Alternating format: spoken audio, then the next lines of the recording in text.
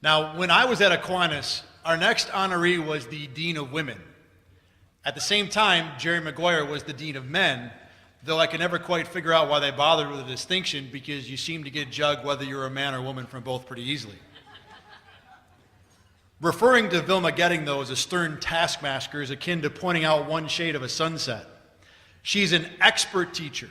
At Aquinas, she educated students adeptly about everything from AP biology to the AP style book. She's an administrator, a mentor, a leader, a guide. And Aquinas was lucky to catch her for 2 decades in her prime.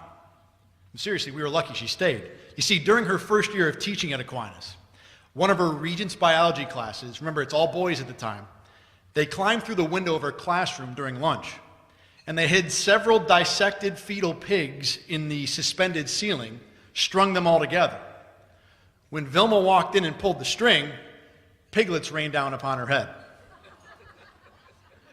Tonight, fortunately, the only thing raining upon her are applause and congratulations. Please welcome to the podium our next honoree for meritorious service, Vilma Goetting.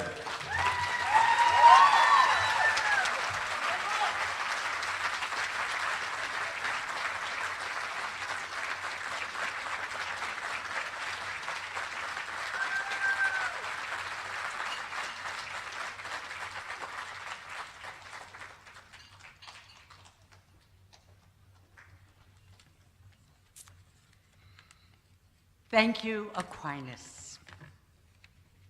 What more can I say?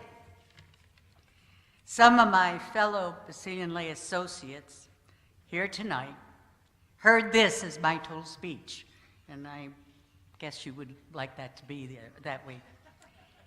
However, that was a short while ago while we attended Father Leo Hetzler's calling hours.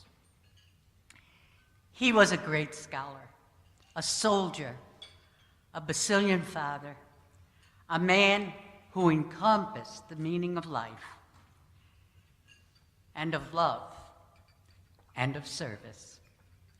A man who stood here before you, not in this place, but he stood at the podium last year.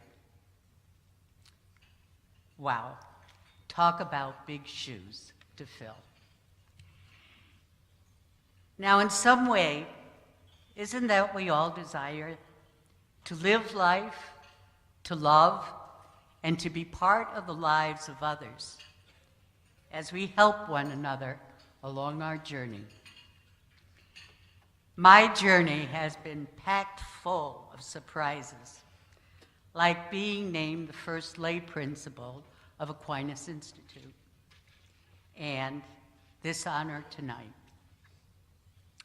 Over the course, life has been really good, even though I have encountered some tough challenges, like raining pigs, walked through some dark alleys, been on the mountaintop, and in the deep valley.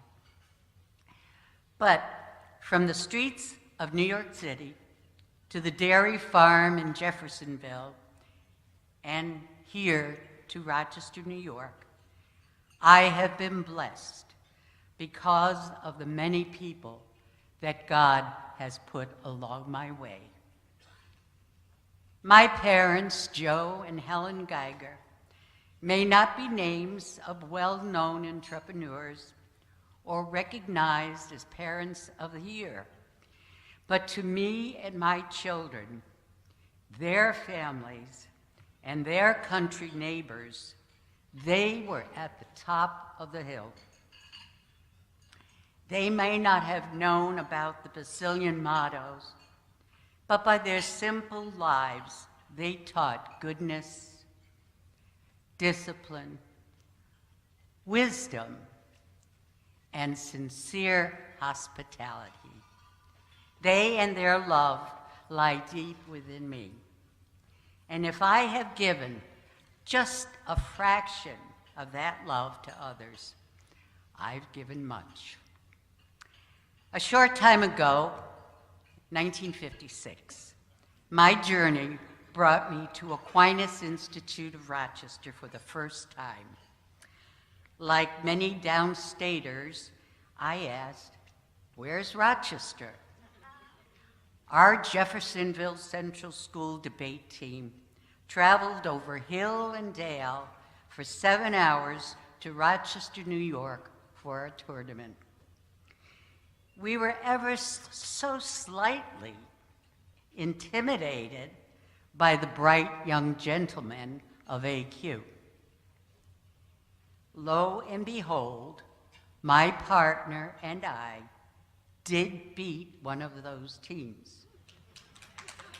I think that the good Basilian fathers judging the debate were being merciful to two young farm girls. The topic, by the way, was doing away with the Electoral College.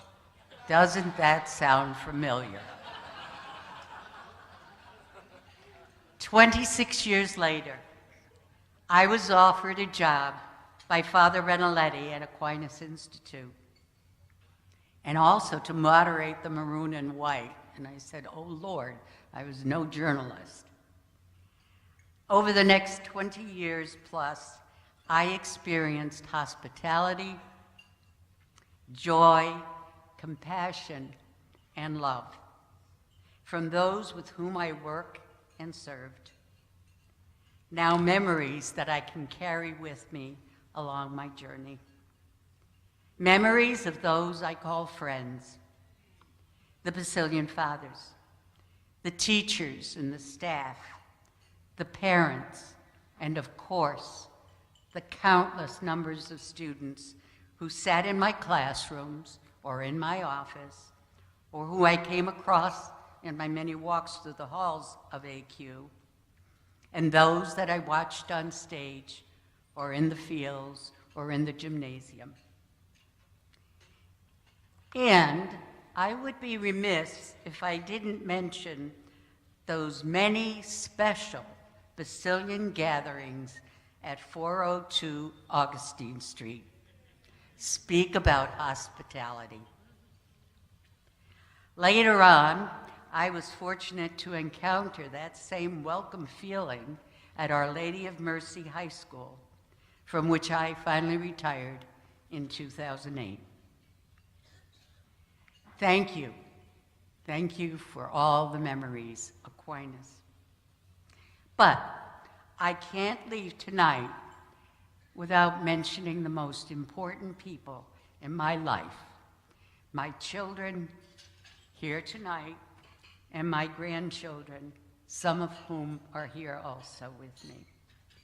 They are my joy, and they do keep me on my toes. This is for them, and certainly for the gracious God who has made all of these things possible. God bless you, and thank you again.